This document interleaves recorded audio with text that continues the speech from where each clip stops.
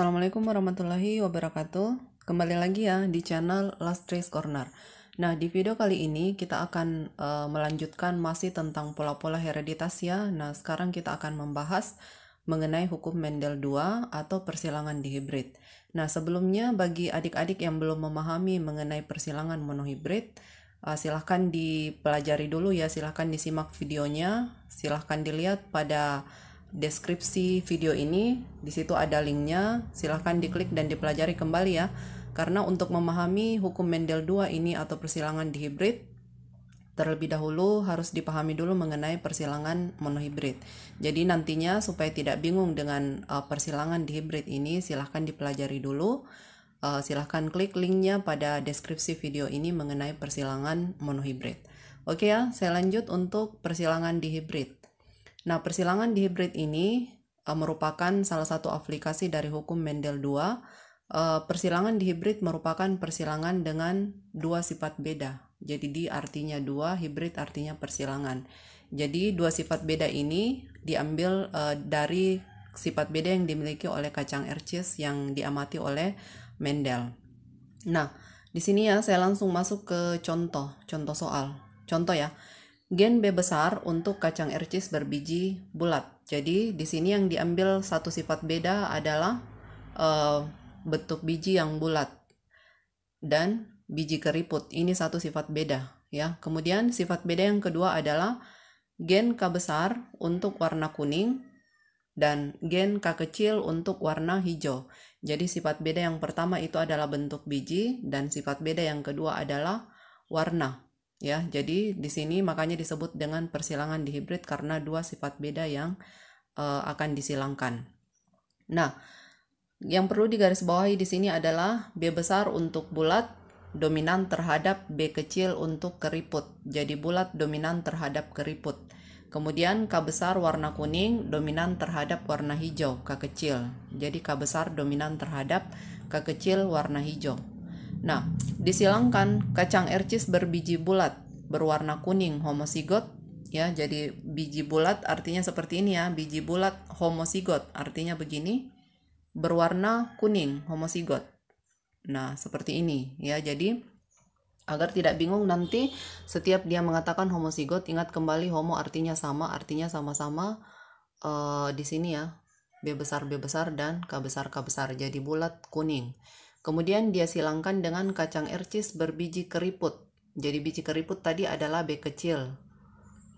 Dan berwarna hijau, homozigot juga. Nah, jadi artinya seperti ini, B kecil dan K kecil. Jadi yang disalangkan itu adalah B besar, K besar dengan B kecil, K kecil. Nah, di sini di soal diminta buatlah diagram persilangannya jika F2 disilangkan sesamanya.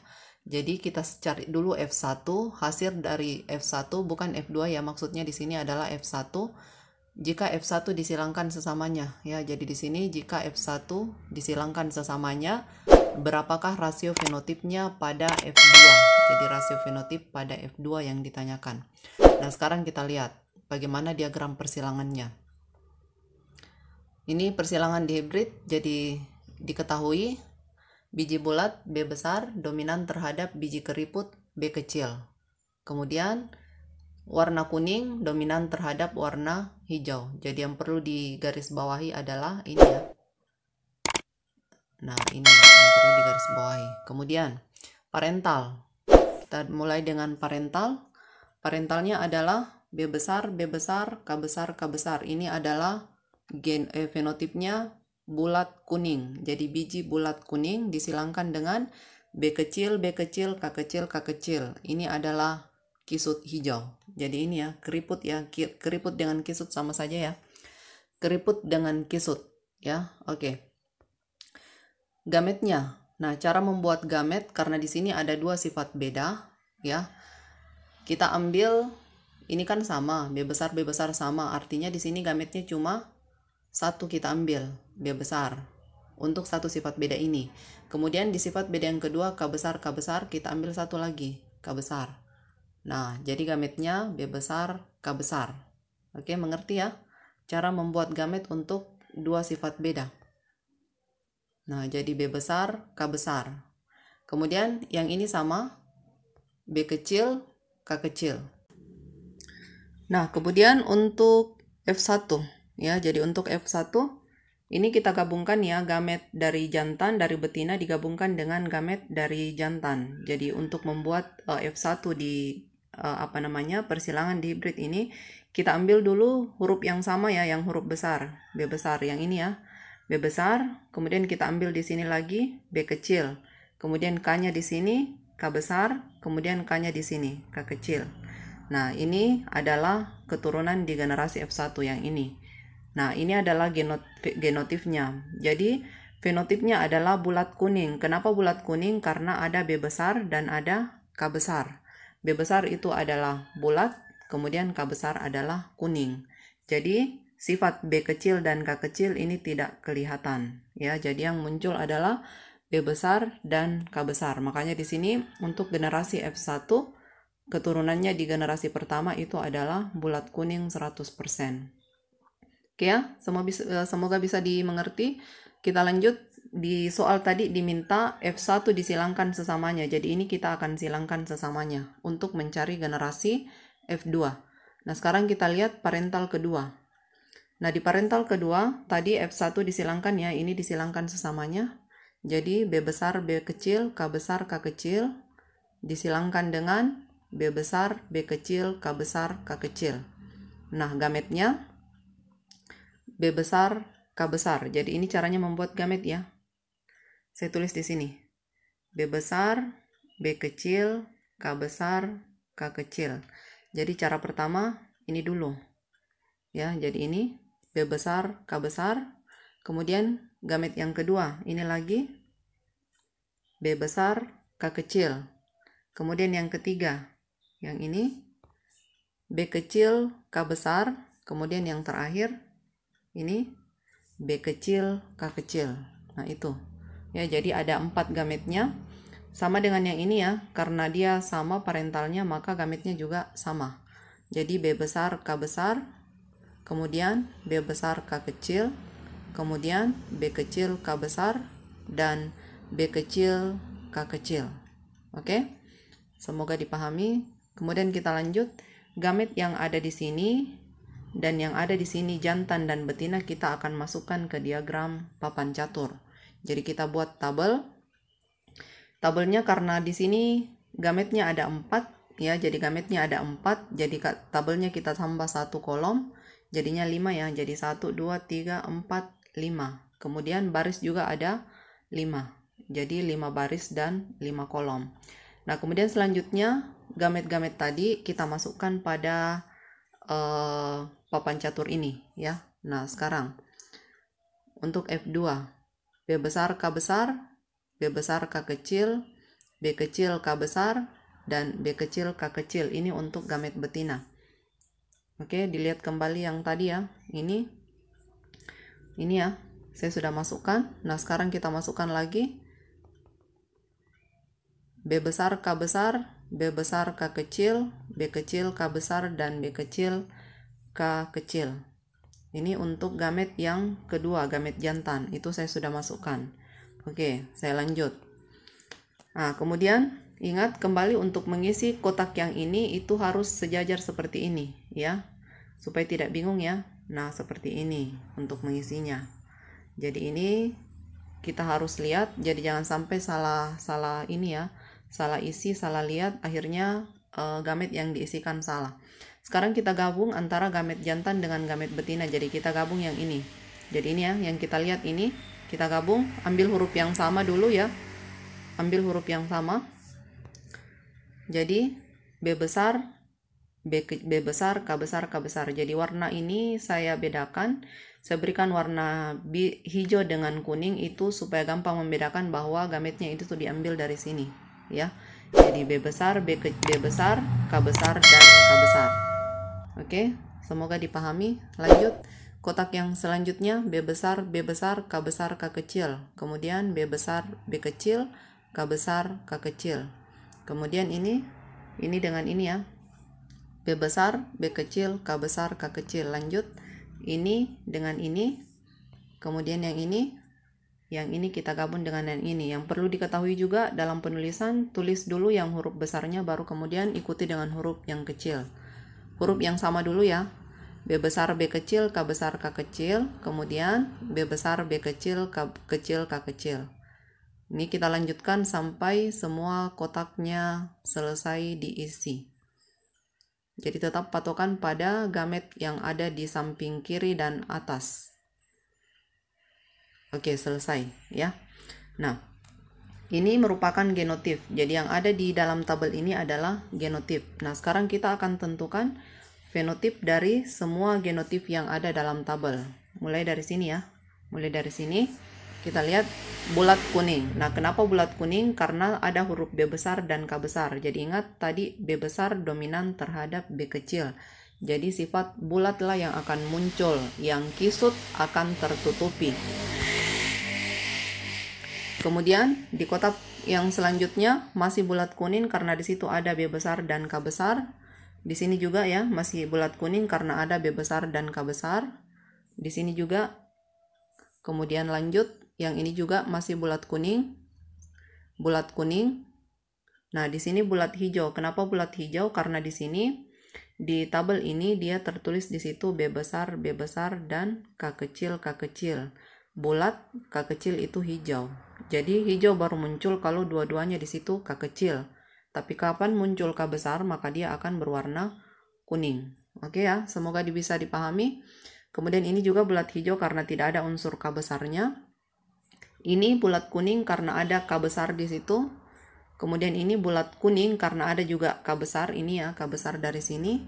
Kemudian ini juga, ini adalah kisut kuning. Kenapa kisut? Karena bukan B besar. B kecil tadi adalah keriput atau kisut ya. Jadi dia baru muncul pada saat dia B kecil, B kecil. Jadi di sini kisut kuning. Lanjut, kisut kuning lagi. Kemudian bulat kuning karena ada B besar dan K besar. Di sini bulat hijau karena ada B besar dan K kecil. Kemudian ini kisut kuning karena ada B kecil dan K besar. Kemudian yang terakhir adalah kisut hijau. Kenapa kisut hijau? Karena di situ B kecil, dan K kecil, K kecil. Jadi semua yang resesif yang muncul. Oke, kita lihat rasio fenotipnya. Kita hitung ya. Ada 3 macam di sini fenotip yang muncul. Yang pertama adalah fenotip bulat kuning. Yang kedua di sini jumlahnya 9, 1, 2, 3, 4, 5, 6, 7, 8, 9. Jadi jumlahnya 9. Kemudian fenotip yang kedua adalah bulat hijau. 1, 2, 3. 3. Kemudian bulat kisut kuning. Ini 1, 2, 3. Jumlahnya juga ada 3. Dan yang terakhir adalah kisut hijau. Jumlahnya 1. Jadi untuk hukum Mendel 2, rasio perbandingan fenotipnya adalah 9, 3, 3, 1. Ya, jadi itu untuk hukum Mendel 2 atau persilangan dihibrid. Nah, sekarang kita lihat kesimpulan dari Mendel. Penurunan sifat pada hukum Mendel 2 atau pada persilangan dihibrid tadi itu dilakukan secara bebas. Hukum Mendel 2 mengatakan pada pembentukan gamet, gen-gen sealel akan memisah secara bebas dan akan mengelompok dengan gen lain yang bukan alelnya. Kemudian, semoga dipahami tadi ya mengenai pembahasan persilangan dihibrid. Jadi untuk lebih memahami, saya berikan lagi satu contoh soal ya. Nah, coba diperhatikan. Contoh soal persilangan dihibrid di antara tumbuhan mangga berbuah manis M besar dan berukuran besar. Jadi mangga, manis, dan besar yang masing-masing dominan. Jadi manis dominan terhadap hambar, ya hambar. Sedangkan besar dominan terhadap kecil. Diadakan persilangan dengan kedua induk heterosigot manis besar. Jadi kalau dia bilang heterosigot manis besar, artinya seperti ini. Ini heterosigot.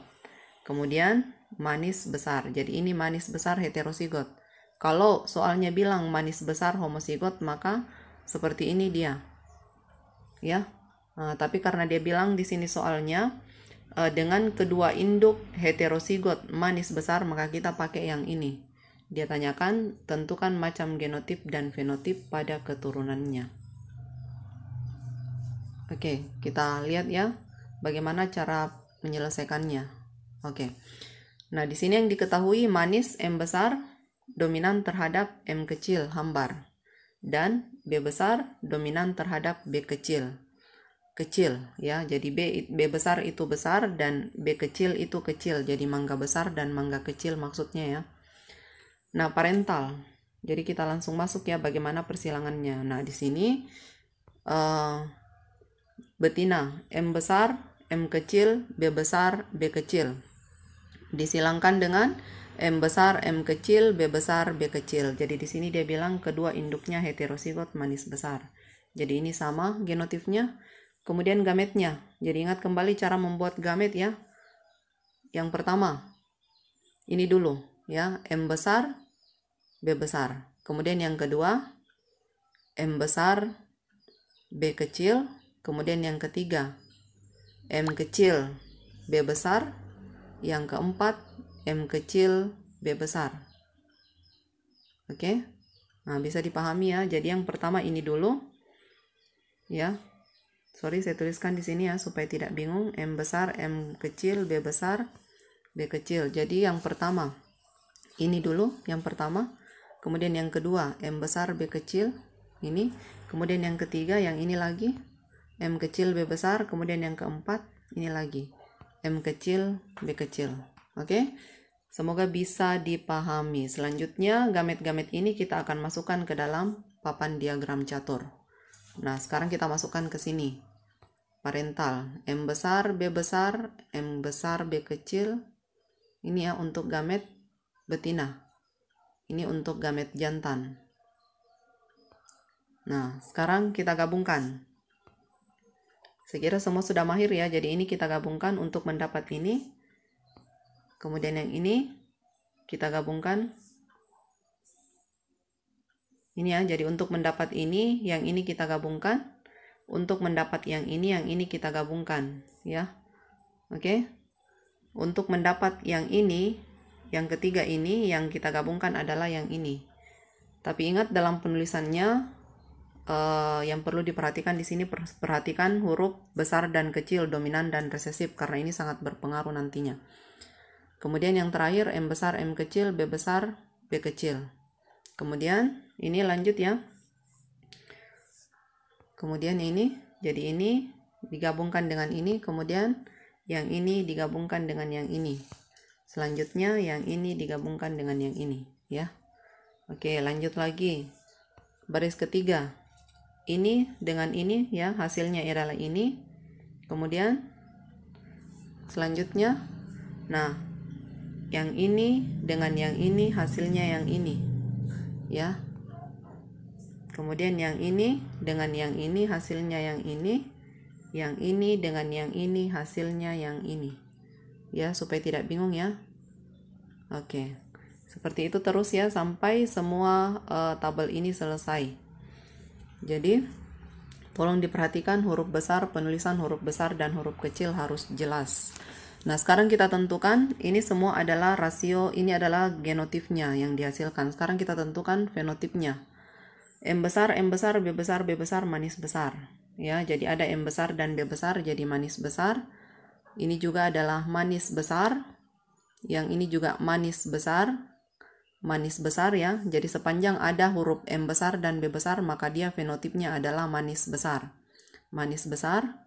Nah, manis besar. Nah, ini baru manis kecil. Kenapa manis kecil? Karena ada B kecil di situ, tidak ada B besar. Ini manis kecil juga ya. Kemudian ini manis besar lagi karena ada M besar dan B besar. M besar dan B besar, manis besar. M kecil dan B besar. Jadi ada M kecil, tidak ada M besarnya, maka dia hambar. Hambar besar. Ini hambar besar. Kemudian manis besar, ada M besar dan B besar. Manis kecil, tidak ada B besar. Kemudian hambar besar. Dan yang terakhir adalah hambar kecil ya. Semoga bisa dipahami cara pemberian nama fenotip. Kemudian kita tentukan rasio fenotip. Ada 4 macam ya rasio fenotip di sini. Yang pertama adalah buah manis besar. Ini jumlahnya ada 9, jadi 1, 2, 3, 4, 5, 6, 7, 8, 9. Kemudian manis kecil, ini ada 1, 2, 3, ada 3. Kemudian selanjutnya hambar besar, ini juga ada 3, 1, 2, 3. Dan yang terakhir hambar kecil, ini jumlahnya 1. Jadi rasio perbandingannya masih sama, 9331. Ini untuk hukum Mendel 2. Ya, jadi 9331 ini adalah perbandingan rasio fenotip pada persilangan hukum Mendel 2. Oke, semoga bisa dipahami ya untuk contoh soal yang ini. Jika ada yang kurang jelas, silahkan ditanyakan. Jadi bisa ditanyakan lewat kolom komentar ya. Oke, sekian untuk materi kita kali ini. Kita akan bertemu lagi di materi pola hereditas bagian ketiga. Sekian, semoga bisa dipahami. Silahkan di-share agar lebih bermanfaat. Sekian, jangan lupa di subscribe dan di like. Assalamualaikum warahmatullahi wabarakatuh.